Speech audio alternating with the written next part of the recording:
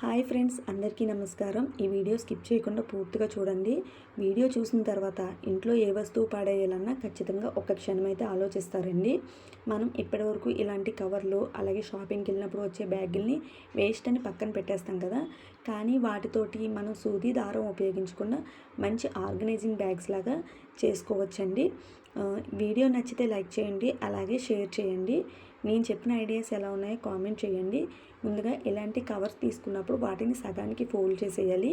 కింద మనకి స్టిఫ్గా ఉండడం కోసం దళసరి అట్టముక్కలు కానీ, లేదా పిల్లలు వాడకుండా పక్కన పెట్టేసిన ప్లాంక్స్ కానీ పెట్టుకుంటే మనకి బ్యాగ్స్ స్టిఫ్గా ఉంటాయండి. మనకి ఆ ఎడ్జెస్ పైకి రాకుండా ప్లాస్టర్ అయితే వేసుకోవచ్చు. మీకు అలా లేదు, కంఫర్ట్గానే ఉంది అనుకుంటే అలా వదిలేసుకున్నా పర్లేదు. కానీ ప్లాస్టర్ వేసుకుంటే ఏంటంటే మనకి నీట్గా ఉంటుంది. లుక్ కూడా ఎడ్జెస్ని మాత్రం బాగా మడత పెట్టాలండి. చూడండి, నేనైతే 2 బ్యాగులు తయారు చేసుకున్నాను కవర్లతోటి. వీటిలో చిన్నపిల్లల టీషర్ట్లు, అలాగే పిల్లల ఫ్రాక్స్ పెట్టుకోవచ్చు. మనకి దీనివల్ల ఏంటంటే బట్టలు ఒకదాని మీద ఒకటి పెడతాం కదా, అప్పుడు కింద బట్టలు లాగేసుకున్నప్పుడు పై బట్టలు పడిపోవడం అది మనకి కొంచెం డిస్టర్బెన్స్గా అనిపిస్తుంది. అలాగే ఇలా మడత పెట్టుకోవడం వల్ల ఏంటంటే మనకి ఈజీగా తీసుకోవచ్చు. ఇంకా సెల్ ఫోన్ బాక్స్ని కూడా మనం వేస్ట్ అని పక్కన పడేస్తాం కదా, దీన్ని కూడా మనం కబోర్డ్ ఆర్గనైజింగ్కి వాడుకోవచ్చండి.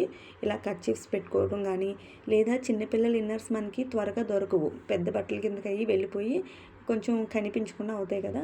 సో అలాంటి చిన్న చిన్న ఇన్నర్స్ అయ్యి కూడా మనం పిల్లలవి వీటిలో పెట్టుకొని మంచిగా ఆర్గనైజ్ చేసుకోవచ్చు. ఐడియా ఎలా ఉందో కామెంట్ చేయండి, నచ్చితే లైక్ చేయండి.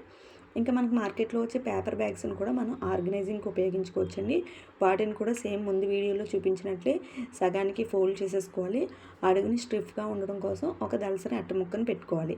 మనం ఇక్కడ అట్టముక్కలు పెట్టుకోవడం వల్ల ఏంటంటే కాక్రోచెస్ లేదా బట్టలు తినేసి పురుగులు అవి వస్తాయండి. కాబట్టి ఖచ్చితంగా మనం అన్నిటిలో నాప్థలిన్ బాల్స్ వేసుకుంటే మన బట్టలకి ఏమీ కాదు, మంచిగా ఉంటాయి.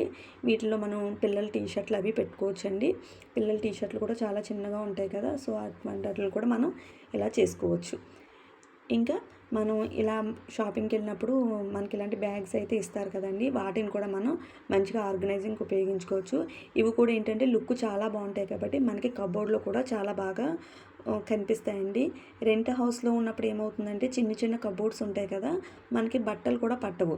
మనం ఇలాంటి ఆర్గనైజింగ్ బ్యాగ్స్ పెట్టుకోవడం వల్ల ఏమవుతుందంటే మనకి చాలా ప్లేస్ అయితే కలిసి వస్తుందండి. అలాగే మనకి బట్టలు తీసుకోవడానికి కూడా చాలా ఈజీగా అనిపిస్తుంది.